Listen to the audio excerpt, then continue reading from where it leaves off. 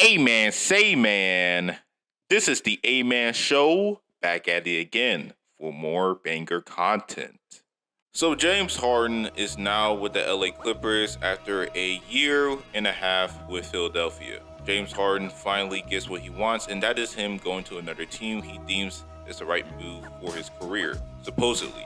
Y'all can tell from the title of this video, the Clippers have made a desperate move to try and win a ring by trading half of their roster just to get an aging star veteran. So in this video, we're finna discuss why this 2024 season is a make or break year for the LA Clippers. Let's get it.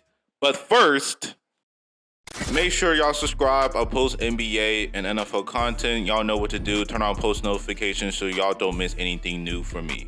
Anyways, stay tuned and let's get the video started.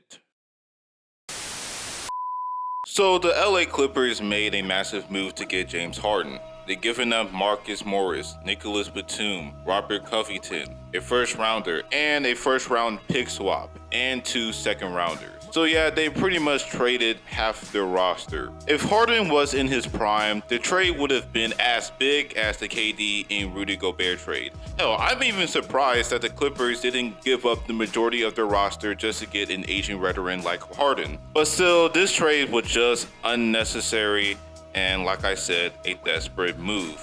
Yeah, you do add another star player in the mix in Harden, but you do have to factor in his history as a player, because after the playoffs last year and the year before last year, we pretty much know who Harden is, and also add into the bullshit that he's been doing as far as the situations he was in with the Rockets, Nets, and the Sixers.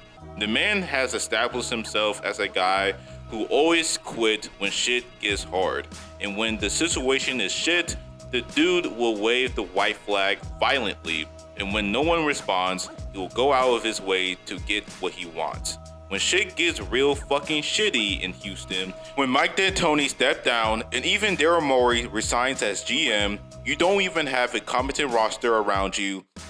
You decided to act childish when you were trying to leave Houston. You decided to get a fast suit so you can convince the organization that you don't want to be there, and also to show that you're out of shape, and also you didn't attend practices and instead wanted to go turn up at the club. And then at Brooklyn, you will have disputes with your partners in crime in KD and Kyrie, and when Kyrie was suspended and KD injured, you decided to quit on that roster in a matter of a year. And then with the Sixers, where you have 2 playoff years where you are putting up stinkers, and then you want to call out your buddy in Daryl Morey for not giving you a contract, even though we all know damn well you don't deserve that contract. And yet again, you urge the Sixers to trade you after you decided to not attend practices, and now you're with the Clippers. And guys, let me tell you, I don't think that Harden realizes what he put himself into now with the Clippers, because if you look at recent history of both PG and Kawhi, just to remind you that Kawhi and PG are as unavailable, if not more, than playing with KD and Kyrie. And also, he's dealing with a lesser supporting cast. There's a possibility that Harden will have to take on the responsibility and carry this roster amount of times as he did while at Brooklyn, because with a limited supporting cast, meaning more minutes played for PG and Kawhi equals more risk of injury.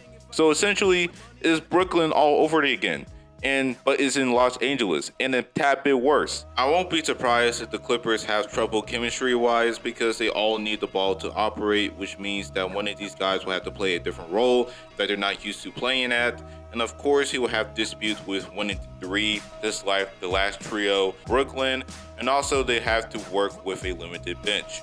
So this is the consequence of the Clippers making a desperate move.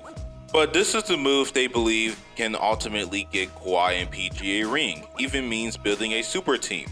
And guys, I'm still surprised that the Clippers, specifically Steve Ballmer, is still keeping this roster intact. After the Clippers got bounced in the first round last year, I knew it was over for the Clippers and they needed to go on a rebuild. At least I thought so. You already traded away all these assets to OKC, so might as well rebuild and trade Kawhi and PG, especially in their expiring contracts, a way to get viable assets in return to work with. But nah, they want to keep their roster intact and trade a bulk of their assets in exchange for an aging veteran like Harden.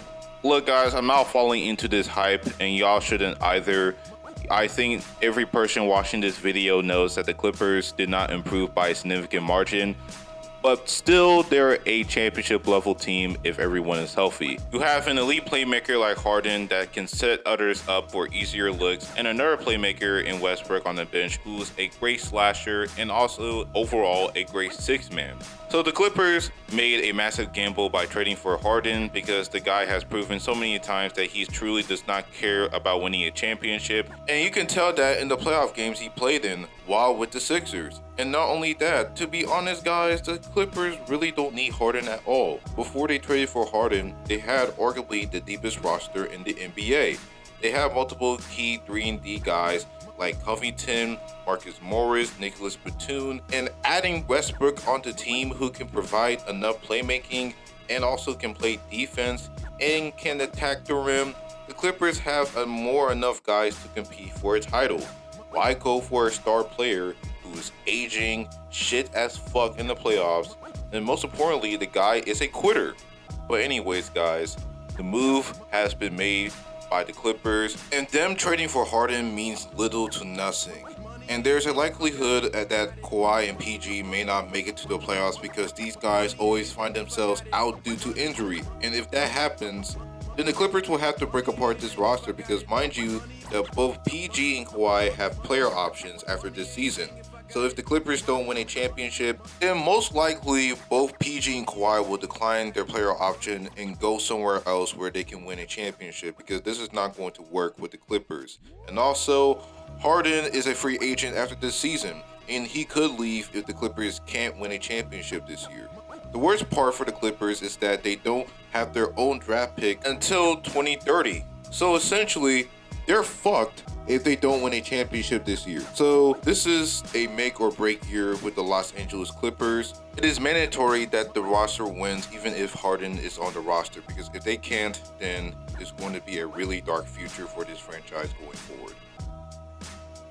And that's the video. What are your thoughts on this vid? Do y'all think that the Clippers can win a championship with James Harden on the roster?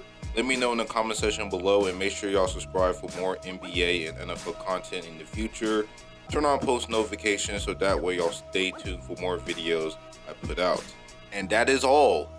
Stay litty. This is the A-Man Show. Sign out.